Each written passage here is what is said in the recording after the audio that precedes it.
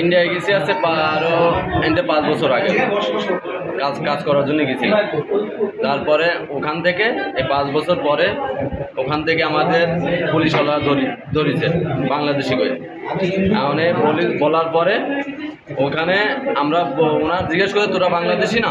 আমরা বলি যে হ্যাঁ আমরা বাংলাদেশি। আমরা স্বীকার করেছি আমরা বাংলাদেশি, কারণ বাংলাদেশের সব কিছু আছে, আমাদের বাংলাদেশের সব কিছু আছে, তাই যে বাংলাদেশে আমরা স্বীকার করেছি।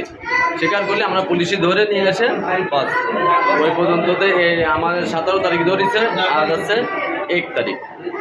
1 তারিখে আসে আমাদের এই জায়গায় নিয়ে আসে। 1 তারিখে আমাদের এই জায়গায় নিয়ে আসে। 17 তারিখে ধরেছে, আজ আছে 1 তারিখ, তাহলে 18 দিন হয়েছে। 18 দিন ওনাদের কবজায় ছিলাম, আমরা আন্ডারে ছিলাম।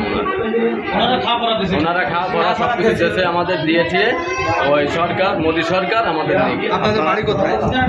আমার বাড়ি আরো खुलना डुमरिया। एस्कॉर्ट कंपनी में काम करता हूँ, एस्कॉर्ट कैपिटल लिमिटेड, उसमें ट्रैक्टर कंपनी में काम करता हूँ। किसी माध्यम में लगाई दिए हमारे কারোর কথায় লাগাই দিয়েছিল আমার কাজে ওইখানে আধার কার্ডের মাধ্যমে, আধার কার্ড পেন কার্ডের মাধ্যমে এটা করেছি। এখন নাগরিক দিইনি, এখন যেখানে বাঙালি দেখতেছে সব বলে বাংলাদেশি। কলকাতার বাঙালিকে দেখলেও বলতেছে বাংলাদেশি, ঠিক আছে। আমি সব প্রুফ দেখাচ্ছি, তা প্রুফ দেখানো কাজ আছে না, সিবিআই আছে, ক্রাইম ব্রাঞ্চ, যে যেরকম আমাকে বাংলাদেশে যেখানে ডিবি পুলিশ বলে ওইখানে ক্রাইম ব্রাঞ্চ বলে, সিবিআই। এরকম ধরে ধরে পেপার চারে ফেলাচ্ছে। আর সবচেয়ে বড় কথা, আমরা বাঙালির একজনের ক্লিকবাজি করতেছে, মুখবাড়ি বলে। মানে আপনারা ধরেছে তারপরে বলবে কি পাশের আরেকজন আছে। আমি যেখানে থাকি সেখানে কোনোদিন আমি কাবাডির কাজ করি, কোনোদিন। আমি যেখানে থাকতাম সেখানে তো বাঙালি কোনো কেউ অস্তিত্বই ছিল না। এখন আপনাদেরকে কালকে কিভাবে পার করলো? আজকে তো আমরা ওইখানে সরকার বলে দিয়েছে যত বাংলাদেশি আছে সব ছেড়ে দিতে হবে, ঠিক আছে, পাঠায় দাও বাংলাদেশে। বিএসএফ এর মাধ্যমে পুলিশ হিসেবে ধরেছে, নিয়ে যাও, তোমার কোনো সমস্যা হবে না, ঠিক আছে। কোন বর্ডার দিয়ে গেছিলাম এটা তো জানি না, রাত্রে নিয়ে গেছিল দালালে। তারপরে ওইখানে গেছিলাম, পয়সা দিছিলাম, আমার টাইমে দিছিলাম যখন আমি গেছিলাম 10 বছর আগে, 2015 সালের অক্টোবরের 28 তারিখে গেছিলাম আমি। তা ওইখানে আপনার গেছিলাম দালালের মাধ্যমে 5000 টাকা দিয়েছিলাম আমি।